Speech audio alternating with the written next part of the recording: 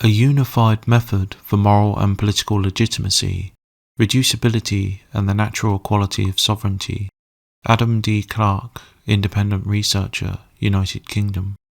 Abstract. This paper introduces a unified method for assessing the legitimacy of moral and political claims by grounding them in the descriptive fact of individual sovereignty. It develops two interrelated components. 1. Categorical sovereignty, the condition that every human agent is the ultimate locus of decision and consequence. And 2. The natural equality of sovereignty, the default political status quo implied by that condition. From these, the paper formulates the method of reducibility, which evaluates any moral or political claim by reducing it to its implications for sovereign individuals.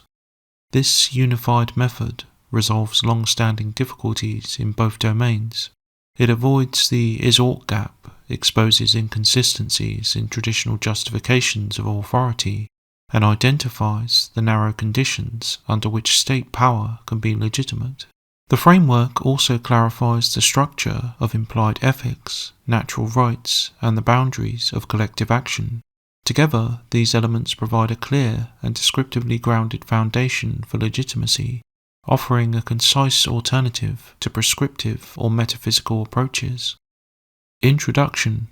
The justification of moral and political claims has long been constrained by two persistent problems. In moral philosophy, theories often rely on prescriptive or metaphysical assumptions that lack a clear descriptive foundation. In political philosophy, attempts to legitimize authority routinely appeal to hypothetical contracts, collective abstractions, or inherited conventions that fail to explain why any individual ought to accept such claims. Both domains lack a simple, universal starting point from which legitimacy can be assessed. This paper develops a unified method grounded in the descriptive condition that underlies all agency, the sovereignty of the individual. It introduces three interlocking components: categorical sovereignty, the natural equality of sovereignty, and the method of reducibility, and demonstrates how they jointly provide a coherent evaluative framework. The aim is not to prescribe moral rules or endorse any particular political system, but to identify the foundational features from which legitimate claims must arise. By grounding analysis in the irreducible status of individual agents, this method offers a clear, consistent, and non-prescriptive basis for evaluating both moral obligations and political authority.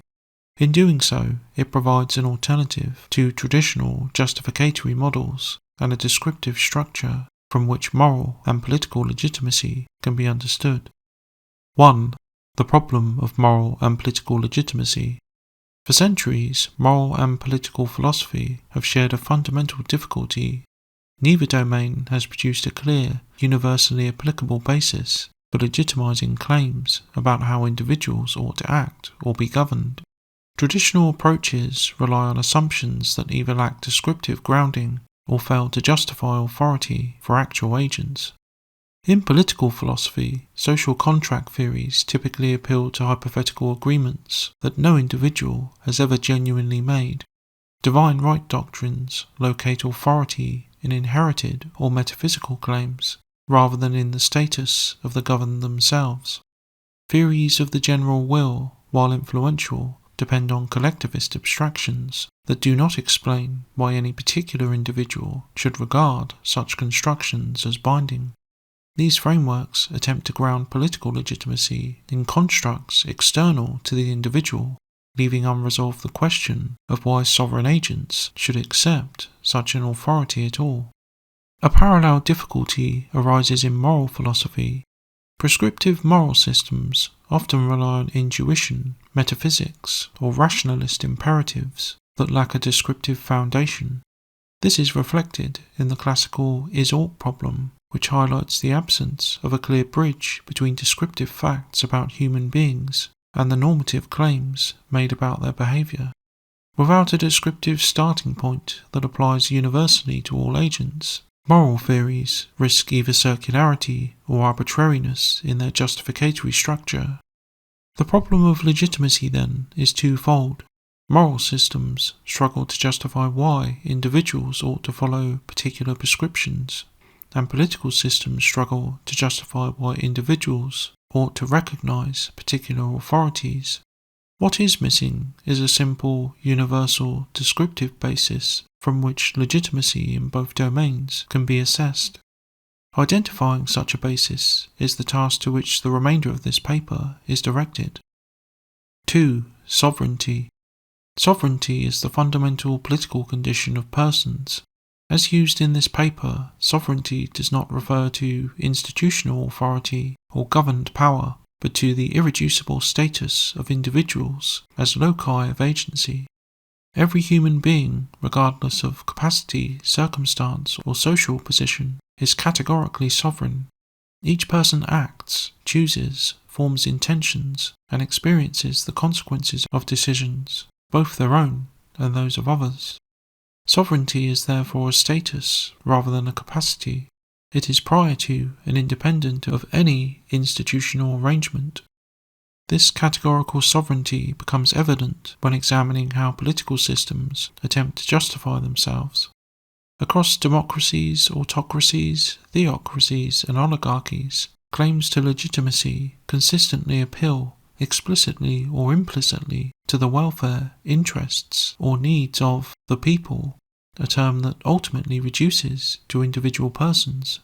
Even absolutist regimes ground their authority in assertions that their mode of governance benefits individuals, whether through order, prosperity, or security. The pervasive reoccurrence of such justificatory strategies indicates that the individual is the basic unit to which political authority must return. The universality of sovereignty is further supported by its grounding in human motivation and social formation. Individuals seek security, resources, and stability. Political institutions arise as collective mechanisms for meeting these needs more effectively than individuals could in isolation. Social cooperation, coordination, and hierarchy thus develop from the strategic advantages they offer sovereign agents. Political systems are therefore best understood as emergent structures built upon the primary condition of individual sovereignty rather than as entities possessing independent normative or ontological standing. Categorical sovereignty is the lowest political denominator available. Beneath the individual, no political agent remains. As such, sovereignty provides the necessary starting point for all subsequent moral and political analysis. 3. Natural equality of sovereignty. If categorical sovereignty is the basic political condition of persons, a further implication follows. Individuals stand in a relation of natural equality with respect to that sovereignty. The natural equality of sovereignty is not a claim about equal capacity, aptitude, or circumstance. It is the recognition that all individuals possess the same fundamental status as sovereign agents. No individual has a superior claim to inherent authority over another, for sovereignty is an attribute of personhood itself, not a contingent feature arising from ability, strength, or social position. This equality becomes clear when attempts are made to justify asymmetrical authority. If one individual asserts a right to rule others, those others may ask why that claim should supersede their own sovereignty. Unless a justification can be offered that this is consistent, universal, and grounded in principles acceptable to all sovereign agents, the claim collapses into arbitrariness or preference. The natural equality of sovereignty therefore establishes a presumption against any form of inherent hierarchy. Importantly, this equality does not preclude institutions, leadership roles, or the delegation of responsibilities. Rather, it specifies the normative baseline. Any authority or structure that arises must be justified in terms that recognize the equal sovereignty of all individuals affected by it. Political arrangements may vary widely, but none can claim legitimacy by mere assertion, tradition, collective identity, or force alone. The natural equality of sovereignty therefore serves as the political counterweight to categorical sovereignty. If sovereignty identifies the individual as the foundational unit, equality ensures that no agent's sovereignty is presumed superior to another's. Together, they form the basis for any legitimate evaluation of authority. 4. Reducibility. Reducibility is the methodological component that unifies categorical sovereignty and the natural equality of sovereignty into a single evaluative framework. It holds that any moral or political claim must ultimately be justified in terms of its implications for sovereign individuals. Because individuals are the basic units of agency, all forms of authority, obligation, and normativity must reduce to reasons that are compatible with their sovereign status. The method of reducibility asks a simple, decisive question. What does this claim amount to when applied to individual agents? Claims that rely on group identity, inherited hierarchy, or assertions of inherent authority fail this reduction, for they cannot explain why some sovereign individuals should be constrained for reasons not equally applicable to all. By contrast, claims that can be reduced to consistent principles acceptable to all sovereign agents withstand scrutiny. This method does not eliminate the possibility of institutions, laws, or moral principles. Rather, it provides a standard by which their legitimacy can be assessed. A rule or authority is legitimate only if its justification remains coherent when reduced to its effects on and reasons offered to individuals considered as equal sovereigns. Reducibility therefore serves as a critical filter. It identifies which claims are consistent with the political and moral standing of persons and which rest on arbitrary or unjustifiable foundations. By grounding normative evaluation in the irreducible status of the person, reducibility transforms the descriptive facts of sovereignty and equality into a clear method for assessing claims. It is this method that enables the unified framework developed in the remainder of this paper. 5. The unified method. The three components developed so far, categorical sovereignty, the natural equality of sovereignty, and reducibility, form a unified method for evaluating moral and political claims. Each element plays a distinct role, but together they articulate a coherent framework grounded in the irreducible status of persons as sovereign agents. Categorical sovereignty identifies the individual as the foundational unit of agency. The natural equality of sovereignty establishes that no individual possesses an inherent authority superior to any other. Reducibility then provides the procedure by which claims may be assessed. Any proposed obligation, rule, or structure must be justifiable in terms consistent with the sovereignty and equality of all individuals affected by it. The unified method therefore offers a way of testing claims for legitimacy. A moral principle or political institution is legitimate only if its justification remains coherent when reduced to its implications for equal sovereign agents. Claims that presuppose intrinsic hierarchy, appeal to collective abstractions, or derive authority from metaphysical premises fail the test. They cannot explain why any particular sovereign individual ought to accept them. By contrast, claims grounded in reasons that all sovereign individuals can recognize as applying equally are capable of meeting the standard. This method does not dictate specific moral outcomes or prescribe a particular political order. Rather, it clarifies the conditions under which claims can be considered legitimate at all. By grounding evaluation in descriptive features of human agency, the unified method provides a principled yet non-prescriptive framework through which moral obligations and political authority can be assessed and understood. 6. Implications and boundaries. The unified method has a number of important implications for how moral and political claims are evaluated and for the limits within which legitimate authority must operate. These implications follow directly from the descriptive foundations of sovereignty, equality, and reducibility, and they set clear boundaries for both individual action and institutional power. First, the method sharply restricts the scope of political authority. Because all claims must reduce to reasons consistent with the equal sovereignty of individuals, no state or governing body may claim legitimacy on the basis of tradition, collective identity, metaphysical doctrines, or inherited hierarchy. Authority is legitimate only insofar as it safeguards, respects, and operates within the sovereignty of those it governs. This does not eliminate the possibility of state structures, but it imposes strict limits on their justifiable domain. Equally, the framework does not rule out the possibility that non-state or decentralized orders could be legitimate, provided they operate in accordance with the sovereignty and equal standing of all individuals. Second, the method clarifies the status of moral obligations. Prescriptive claims that rely on intuition, cultural convention, or unexamined moral assertion cannot meet the test of reducibility. Obligations are legitimate only when their justification can be framed in terms applicable to all sovereign individuals without contradiction. This provides a descriptive grounding for what may be called implied ethics, a set of moral constraints that arise not from prescription but from the logical consequences of equal sovereignty.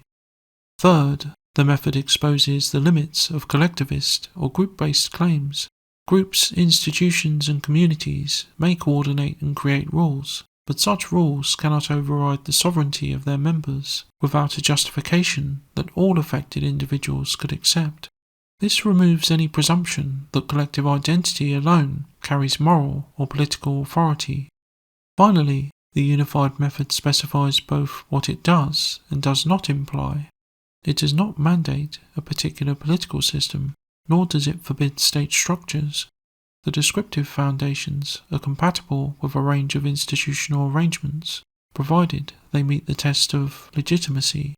Similarly, the framework does not prescribe anarchy, though it allows that non-state arrangements could be legitimate if they operate in accordance with the sovereignty of all affected individuals. The method is therefore politically neutral. It rules out only those forms of authority that cannot be justified to equal sovereign agents. Together, these implications illustrate the reach and the limits of the unified framework. It neither overextends into prescriptive ideology, nor retreats into abstraction. Instead, it provides a clear, descriptive, and principled basis for understanding the boundaries of legitimate moral and political claims. 7. Conclusion. In summary, the integration of categorical sovereignty, the natural equality of sovereignty, NES, and the method of reducibility yields a coherent and accessible framework for evaluating the legitimacy of both moral and political claims. The unified method offers a clear criterion for determining when obligations, institutions, or forms of authority are justified, grounding such evaluations in the equal sovereign status of individuals. In doing so, it provides a rare unification of moral and political philosophy, demonstrating that the same justificatory structure applies across both domains. A further significance of the framework lies in its capacity to supply a principled, though highly constrained, justification for state authority, something that many traditional theories, including social contract models, divine right doctrines, and general will approaches, have failed to establish convincingly. The method secures this justification without diminishing individual agency. Rather, it enhances individual protections by furnishing a systemic way to assess and legally restrict any action of the state that would violate sovereignty. In a society constituted by sovereign individuals, the unified method thus offers a robust foundation for legitimate governance and a clear mechanism for safeguarding personal freedom. With this method, the way toward the clarification of state authority and the rights of sovereign freedoms of the individual is clear, concise, and promising.